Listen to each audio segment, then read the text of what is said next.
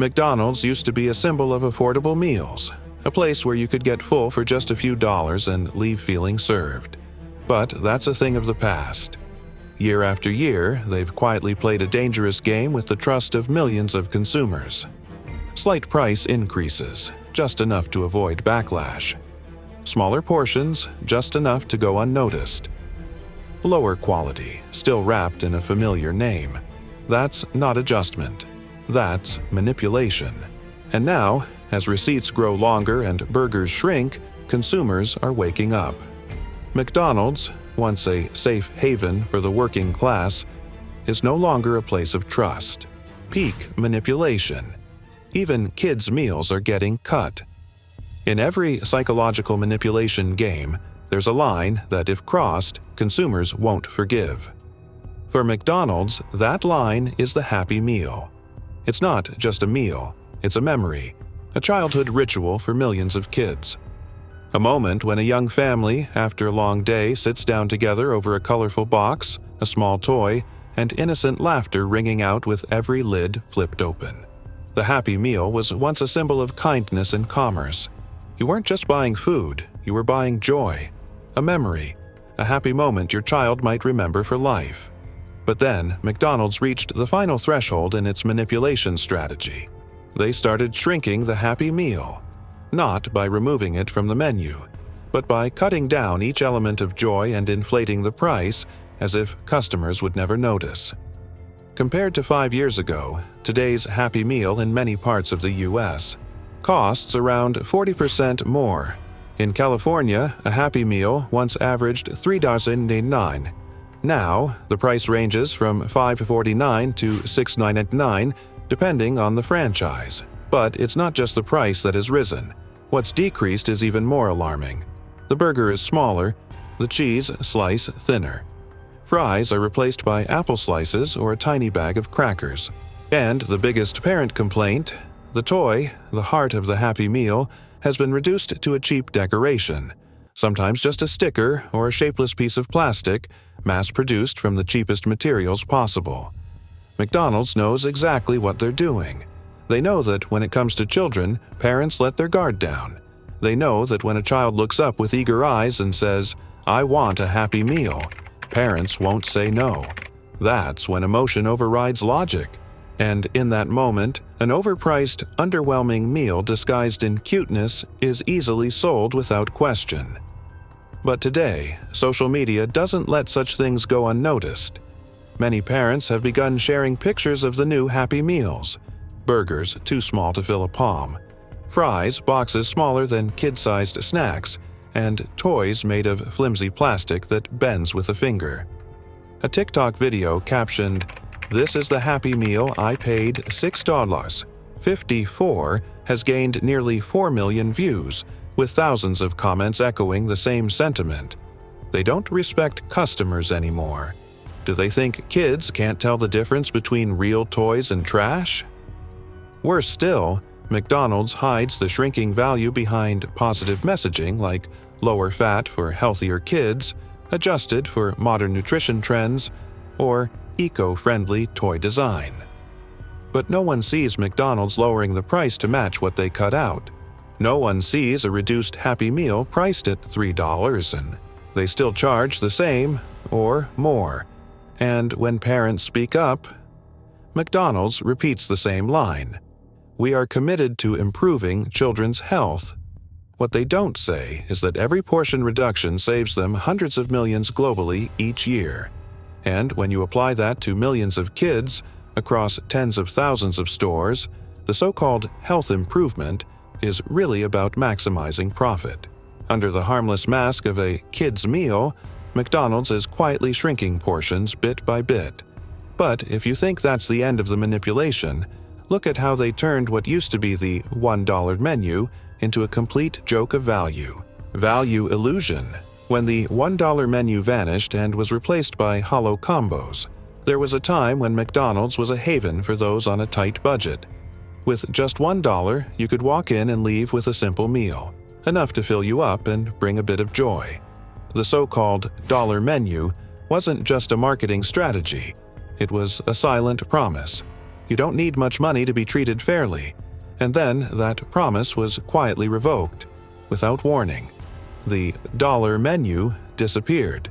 In its place came the value menu, a concept that sounds friendly but upon closer inspection holds no real value, only deception. The price no longer stops at $1. It creeps to $2, then $3, then $5, but still wears the same old label as if nothing has changed. In reality, everything has changed. But the change is slow, calculated, and deliberate. Like boiling a frog, 1 degree at a time so you never react in time. They don't raise prices outright. They shrink the size of burgers. Thin out the meat. Remove veggies. Make ice cream runnier. Cut ingredients. Tweak portions, and eliminate anything unprofitable. This is how McDonald's has operated for a decade. A standard burger is now 20% smaller. A medium soda in 2024 is the same size as a small from 2013. The meat patty is so thin you can nearly see through it if you tilt it the right way. And while all these changes happen silently, the price stays the same, or goes up. And then, they make you pay more for less, without you even realizing you've been tricked. That's the most dangerous strike of all. Value manipulation through visual habits and emotional memory. You see the familiar burger. You remember the old taste. You believe everything is the same. But what you're actually getting is a scaled-down version, packaged in nostalgia. McDonald's no longer sells food. They sell a feeling. They sell an illusion, upheld by familiar colors, a well-known brand, and the old trust they once earned. And most customers don't even notice. They just know they're spending more, eating less, and still feeling hungry. The so-called value is no longer in the printed price on the menu. It lies in the gap between expectation and reality, between the trust you once had and the compromise you're now forced to accept. McDonald's didn't raise prices. They numbed your sense of value. And now, consumers are waking up, not by protesting, but by quietly walking away, one by one. They've started asking, is this meal really worth the money? Is McDonald's still the place for cheap and good? Or is it just the shadow of a brand that once understood the poor? Because when cheap is no longer cheap and value is just a marketing buzzword, all that remains is disappointment. And when trust has cracked, something even clearer begins to emerge. McDonald's franchises aren't just following the game, they're pushing it to the next level. When local franchises become money-sucking machines, and you have no idea. A Big Mac in New York might cost over $7.99, while the same burger in Texas is just $4.79. And no, it's not because of shipping or rent. The real reason lies in something most people overlook. McDonald's franchises can set their own regional pricing. Contrary to what you might believe, McDonald's is not a nationwide fixed-price chain. In fact, most locations are franchises, and the owners can freely tack on fees. Local fee, convenience fee, eco-packaging surcharge, service management fee. Terms that sound reasonable, but on the bill, they're just masks for hidden price hikes. One customer in California posted their McDonald's receipt. A Big Mac combo they thought cost $8 ended up at $11, the $23 after tax and local fees. That price is higher than a full lunch at many sit-down diners. Worse still, some franchises force customers to buy combos, refusing to sell sandwiches or drinks individually. When asked why, staff respond bluntly, "Franchise policy, you must choose a combo." Choice, the basic right of any consumer, has now become a luxury. The scary part is, McDonald's enabled this. They don't control the pricing. They don't enforce transparency in fees. They let franchises squeeze every possible dollar from each receipt. And this is just the tip of the iceberg. Because the next big shift, the most dangerous one, sits quietly in your pocket, the McDonald's app. Mobile app, the new goldmine of manipulation.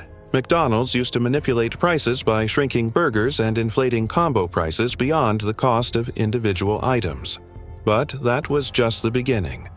Their most powerful tool now lies right in your pocket: the mobile ordering app. At first glance, the McDonald's app looks like a convenient tech gift. It promises daily deals, cheaper combos, and faster payments. But look closer, and you'll see everything is designed to make you lose control. You become data, and every tap on the screen is another step into the money-making machine McDonald's has engineered with more precision than anything they've ever done in a kitchen. The McDonald's app isn't a convenience. It's a manipulation device disguised as a savings tool. They make you feel like you're getting discounts, faster service, and more choices. But behind that feeling is a system built not to serve you, but to learn how to make you spend more without even realizing it. First, the price. Try ordering a Big Mac combo through the app in places like New York or San Francisco. Compared to the in-store menu, you could end up paying $1 to $2 more. No warning. No message telling you the app doesn't follow in-store pricing. You only realize it when comparing two receipts, or when a Reddit user posts a side-by-side photo and thousands of people suddenly recognize they've been getting ripped off for years. Second, your choices. One of the app's most subtle tricks is limiting customization options. Things you could easily do at the counter, like removing pickles, adding lettuce, or reducing sauce, are now hidden or come with upgrade fees. Want to switch soda for water? That could cost you an extra $0.50. Want to skip the cheese to cut calories? The system may not allow it. McDonald's built the app to make it harder for you to get what you really want and easier to fall into pre-made combos. Combos with higher profit margins, excess inventory, and often not what suits your needs. You're not eating based on your preferences. You're eating based on what they programmed into their backend.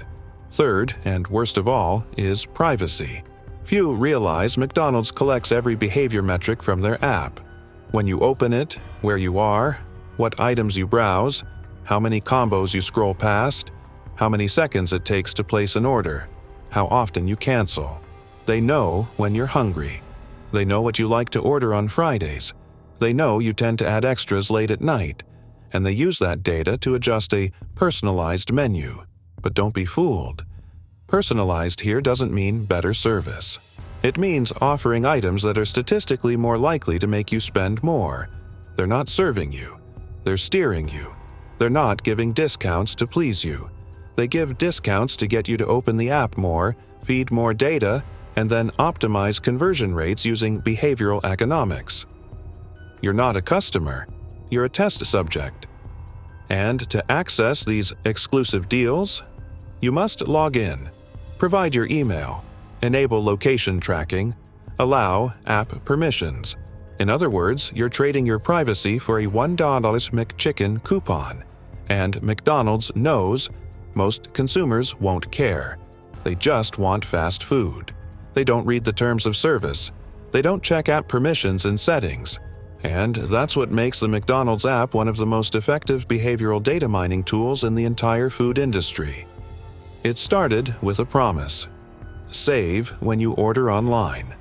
But it ends with a cold truth: McDonald's is profiting off your unconscious habits, even when you don't buy anything. I will now continue translating the next sections one by one in the same tone and format.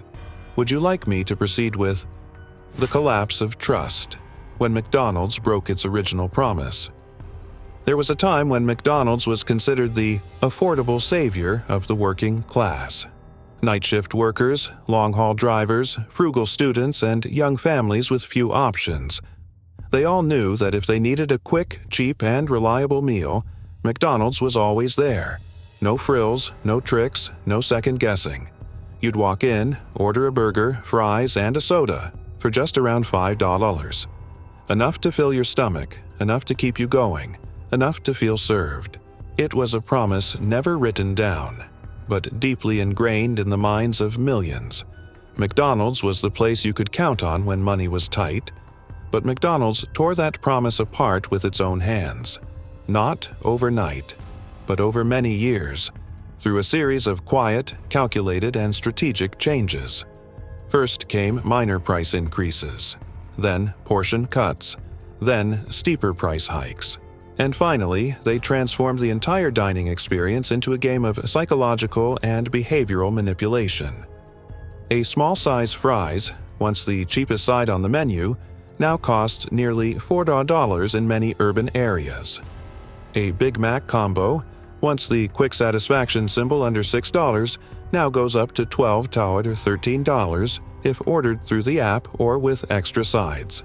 And the iconic hamburger, meant to never let you down, is now a thin bun with a bland patty, half a slice of cheese, and sauce so scarce you might wonder if they forgot to add it.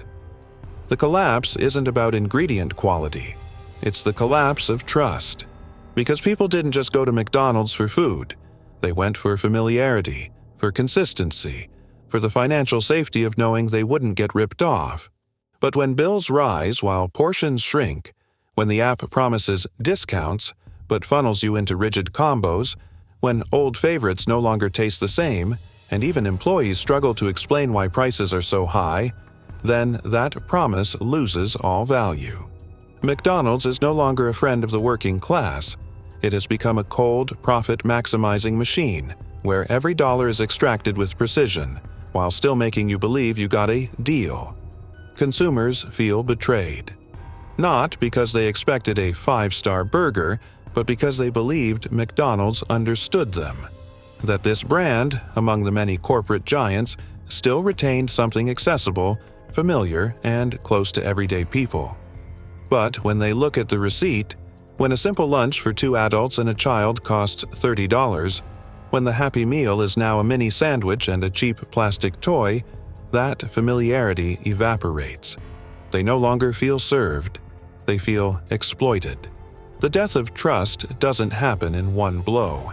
It comes from 1,000 little cuts, and McDonald's made those cuts, bit by bit, year by year, item by item, app update by app update. By the time customers realized it, it was too late. What was once seen as the smart choice has become a symbol of sophisticated value manipulation. And once trust is broken, it's not easily rebuilt, because people may forgive a bad burger, but they won't forgive being treated like fools. The consequences: falling foot traffic, struggling franchises, and a cracking market. For any corporation, losing customer trust is damaging. But for a restaurant chain that relies entirely on trust and habit, like McDonald's, it's a full-blown crisis. McDonald's isn't a premium product that can rely on branding to weather storms.